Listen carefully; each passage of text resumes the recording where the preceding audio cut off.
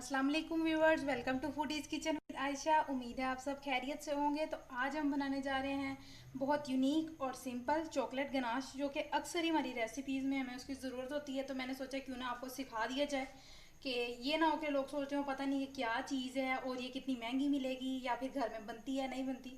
तो उसके लिए जो इंग्रेडिएंट्स चाहिए, हमें चाहिए 1/4 cup oil, 1/4 cup sugar, caster sugar, और 4 लार्ज टेबल स्पून जो है हमें कोको पाउडर के चाहिए।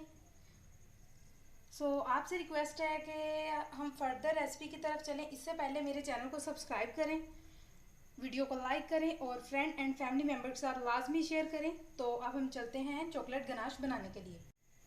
व्यूवर्स, ये देखें हमने डबल बर्नर यूज़ किया है और इसके लिए मैंने क्या किया कि मैंने एक पैन के अंदर पानी रखा था, उसको जब स्टीम यानी कि हो बनने लग पड़ी, गर्म हो गया, तो मैंने उसके ऊपर एक जो है प्लेट रख दी मिरर की। अब मैं क्या करूँगी कि मैं सबसे पहले ऐड करूँगी ऑयल,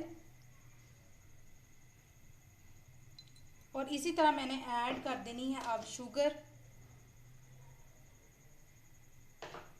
और साथ ही हमारा कोको पाउडर, और इसको करूँगी मैं मिक्स। व्यूवर्स, ये देखें मैं इसको अच्छे से मिक्स भी कर लिया और हिला रही हूँ। इसका मेन पर्पज़ सिर्फ ये है कि मैंने इसको थोड़ा सा थिक करना है कि बिल्कुल ये लिक्विड ही ना हो, थोड़ा सा सॉस वाली टेक्सचर है, इसलिए हम इसको थोड़ा सा पकाएंगे।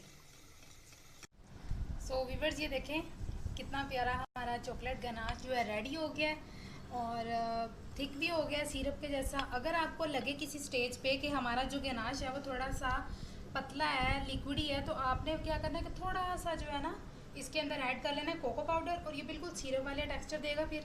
और इसको हम अपनी रेसिपीज़ में यूज़ करेंगे, लाइक शेक्स में, केक की डेकोर में, और भी बहुत सी रेसिपीज़ में। तो आई होप ये वीडियो आपके लिए काफ़ी यूज़फुल हो।